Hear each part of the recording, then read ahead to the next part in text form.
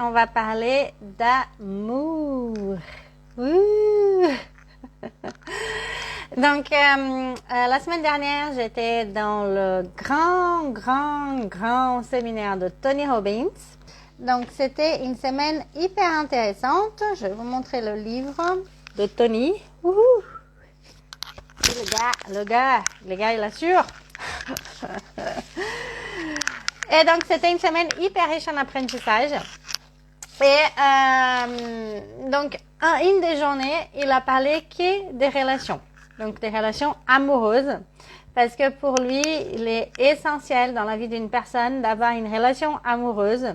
Donc, le message qui passe, c'est même si toi, tu te sens pas prête, si tu veux pas avoir une relation amoureuse, bah, il faudra que tu bouges un peu, que tu changes, que tu te donnes, que tu fasses plus confiance aux autres, que tu t'ouvres à l'amour. Parce que pour lui, c'est essentiel pour l'être humain. Hein, et en fait, c'est assez logique. Nous sommes des êtres sociaux. Donc, il est essentiel pour nous d'être dans une relation. Et vraiment, ça, c'est mon expérience personnelle qui rejoint un peu ce qu'il disait. C'est quand on est dans une relation amoureuse, une relation de couple, qu'on grandit vraiment. Parce que si on veut faire la relation évoluer, bah, on doit nous évoluer aussi. Sinon, chacun, il reste dans son coin.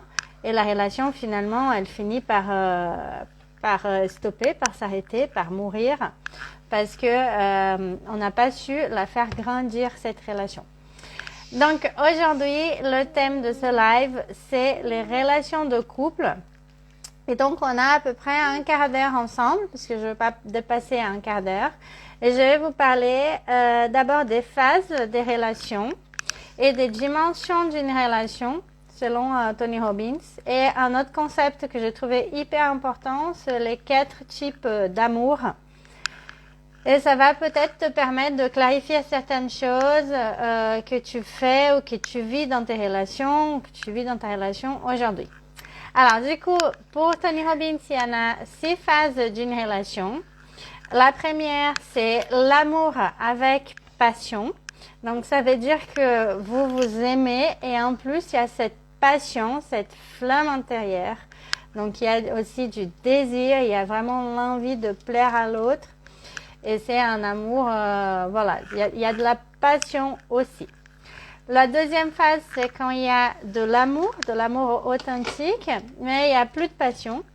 Donc, beaucoup de couples, au bout de quelques années, se retrouvent dans cette phase-là. La troisième phase, c'est quand il n'y en a plus d'amour ni de passion. Il y en a quand même certains couples, surtout des couples de parents qui ne veulent pas divorcer à cause des enfants, qui se retrouvent dans cette phase-là. Et la quatrième phase, donc il y en a 5 en fait. La quatrième phase, c'est quand tu prépares tes valises, quand tu es en train de préparer ton plan de fuite pour sortir d'une relation. Donc il y en a bien 6. Donc la 5e phase, c'est quand tu es parti, donc tu n'es plus en relation. Et la 6e phase, c'est quand tu ne veux plus être en relation. Donc il y a ces 6 phases-là. Donc je te laisse, après ce live, réfléchir dans quelle phase est ta relation aujourd'hui. Si tu es avec quelqu'un et si tu n'es pas avec quelqu'un, est-ce que tu es dans la phase de t'es partie, je viens de finir une relation, ou est-ce que tu es plutôt et du coup tu cherches à avoir une autre relation, ou est-ce que tu es plutôt dans la phase 6, tu n'as plus de relation et tu ne veux plus avoir de relation. Et dans ce cas-là, dans la phase 6, il faudra vraiment que tu fasses un travail sur toi pour découvrir pourquoi tu ne veux plus. Est-ce que tu es dans la peur et comment tu pourrais dépasser cette peur pour te redonner envie d'être dans une relation. Après, peut-être que tu as juste besoin d'un temps pour te retrouver toi, pour savoir qu'est-ce qui est important pour toi, etc. Donc ça, c'est normal. Mais il ne faut pas que ça soit une décision « plus jamais je serai en couple, c'est de la merde ». Pardon. Donc, voilà. Donc, je t'invite à faire cet exercice. C'est hyper intéressant de voir dans quelle phase tu es dans une relation. Ensuite, pour faire un peu le lien, il y a aussi les 3 dimensions d'une relation.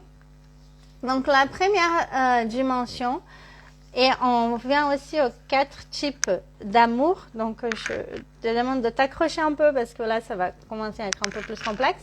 Donc, la première dimension, c'est quand tout est sur toi. Donc, ça rejoint aussi le premier type d'amour qu'il appelle le baby love, donc l'amour bébé. Donc, c'est les gens, c'est ce qui se passe avec les bébés en fait. Quand ils sont bébés, ils demandent toujours de l'attention, de l'amour, etc. Et si tu les donnes pas, je t'aime pas, tu es méchante, etc. Donc, ça, c'est le baby love. C'est quand la personne, elle est complètement focalisée sur elle-même. Et certaines personnes, du coup, ça dépasse la phase bébé. Elles sont comme ça dans leur vie aussi, où la personne, elle est complètement focalisée sur elle-même. Et même dans ses relations, ça va être tout doit être conforme à ce qu'elle veut. Et le moindre faux pas que l'autre y fait, du coup, il n'est pas bien pour moi, il ne mérite pas, il n'a pas fait ça assez vite, il me donne pas assez d'attention, etc. Donc la personne, elle est toujours dans la critique, avoir le négatif, et toujours dans l'insatisfaction, parce que tout doit être focalisé sur elle, comme elle veut, au moment où elle veut. Donc là, il parlait, par exemple, il y avait l'exemple d'une fille qui était dans le séminaire et qui était en couple depuis 1 an, à distance. Et donc, son fils, il est tombé malade et elle a appelé, du coup, son nouveau compagnon. C'était pas vraiment son compagnon, son petit ami, en fait. Elle a appelé son petit ami et elle me demandait est-ce que tu peux venir me voir. Et donc, parce que mon fils, il est malade, donc j'ai besoin de soutien. Et donc, il a dit, je peux pas tout de suite parce que je dois travailler, etc. Mais il est venu après, la deuxième fois qu'elle a demandé. Et du coup, la fille, elle n'était pas contente. Et elle a fait une scène à son petit ami parce qu'il n'est pas venu assez vite, en fait. Il a juste laissé tomber son boulot, ses enfants, parce qu'il était divorcé aussi. Et il est venu la voir, mais comme elle a dû insister 2 fois pour qu'il vienne et qu'il n'est pas venu la première fois, du coup, il ne faisait pas assez d'efforts pour elle, donc il ne la méritait pas. Donc ça, c'est typiquement du baby love. C'est quand la personne, elle est complètement focalisée sur ses besoins et elle ne prend pas en compte les besoins de l'autre, les responsabilités de l'autre dans ses demandes. Voilà. Donc, la première dimension, c'est un peu la dimension égoïste, où la personne, elle est centralisée sur soi seulement. La deuxième dimension, donc, c'est la dimension où c'est toute une question de réciprocité. Tu fais quelque chose, je suis contente, je fais quelque chose pour toi. Tu fais quelque chose pour moi, du coup, je suis contente, je fais quelque chose pour toi, et du coup, toi, tu fais quelque chose pour moi. Donc, la vision dans cette relation, c'est que chacun doit faire des efforts égaux, et pour que moi, je t'aime, tu dois faire quelque chose pour moi aussi. D'accord? Donc, on rejoint le deuxième type d'amour, qui est l'amour bip, voilà, prostitué, ou l'amour marchand, qui est un amour qui est très commun dans notre société. Même moi, j'y étais pendant longtemps. Dans cet amour, c'est quand on fait quelque chose, consciemment ou inconsciemment, on fait quelque chose pour avoir l'amour des autres. D'accord? Donc, c'est pas de l'altruisme, c'est qu'on cherche à être aimé. Donc, même Tony Robbins s'est dit qu'il s'est rendu compte que tout ce qu'il faisait pour les autres, pour aider, pour coacher, etc., c'est parce qu'il cherchait de l'amour, en fait. Donc, il était dans cet amour marchand. Donc, je t'aide et en échange, je m'attends à recevoir ton amour, ta considération, etc. Et dans les couples, ça se traduit par si je fais quelque chose pour toi, j'attends que tu fasses quelque chose pour moi. Si je fais quelque chose, je m'attends que tu dises « Ah, mais qu'est-ce que c'est génial que tu as fait !» Et du coup, la prochaine fois, la personne, elle va avoir envie de me faire un cadeau. Ah, mon fils, il montre le petit cœur de l'amour. Donc, dans cette phase-là, c'est plutôt, c'est tout, et ça rejoint la deuxième dimension de l'amour, c'est tout dans la réciprocité. Donc, moi, je fais quelque chose, je m'attends à recevoir quelque chose en retour. Donc, c'est pas de l'amour inconditionnel. Et après, il y a la troisième dimension, c'est quand c'est surtout par rapport à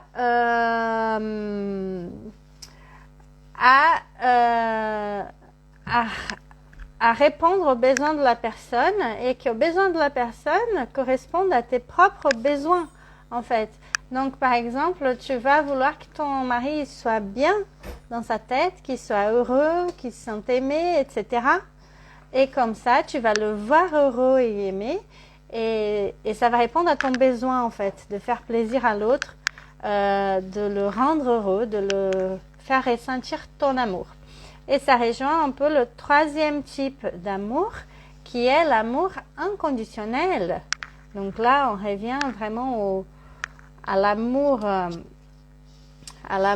vraiment authentique. C'est l'amour inconditionnel. Et donc cet amour inconditionnel,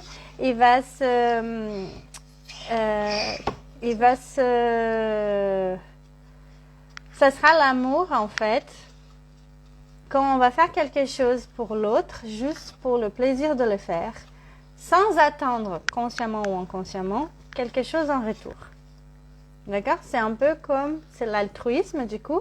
Quand tu laisses quelqu'un, tu es en voiture et que tu laisses quelqu'un traverser la route, et que tu les laisses traverser la route, mais que tu n'attends pas que la personne, elle te remercie, en fait. Tu n'attends pas à être reconnu pour ton geste. Parce que toi, tu es déjà contente d'avoir fait le geste. Donc, c'est pour toi que tu le fais, mais parce que tu es contente. Donc, oui. Et donc, l'amour inconditionnel, en fait, ça ne veut pas dire que tu vas accepter que la personne, elle fasse tout et n'importe quoi vis-à-vis de toi. Parce qu'effectivement, il peut y avoir des gens qui abusent, qui vont essayer de te dominer, des relations toxiques, etc. Donc, c'est une posture. C'est pas se positionner en victime et dire moi je t'aime même si tu me tapes, si tu me cries dessus et si tu me traites comme une M. Donc c'est l'amour inconditionnel, c'est plutôt d'être dans le don. Moi, je te donne, je fais en sorte que tu sois heureux. Não pode mexer aqui, sinon treme, tá? Je fais en sorte que tu sois heureux, content, épanoui, parce que le fait de te voir heureux, épanoui, etc. me rend heureuse. Voilà. Donc, c'est juste ça, en fait. C'est de faire plaisir à l'autre, c'est de prendre soin de ses besoins, de donner inconditionnellement, sans attendre un retour.